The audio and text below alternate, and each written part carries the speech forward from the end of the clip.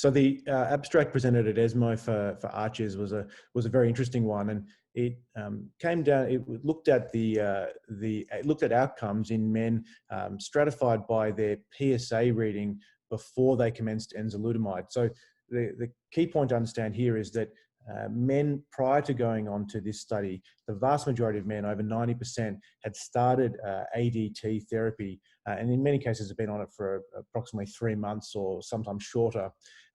Also, a proportion of men, much smaller percentage of men, had docetaxel chemotherapy before starting treatment. They had to complete docetaxel chemotherapy, have commenced it within 6 months of enrollment of study.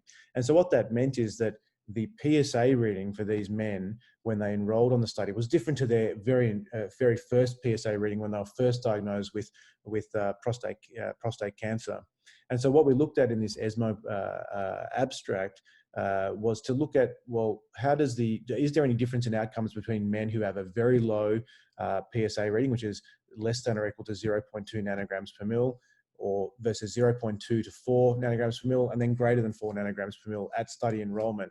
And reassuringly, what we saw is that across all those three subgroups, irrespective of PSA, we saw a benefit to the addition of enzalutamide for radiographic progression-free survival and other key secondary endpoints, which once again reinforces the fact that enzalutamide, when added to ADT, is really a very effective treatment for all subgroups across metastatic hormone-sensitive prostate cancer.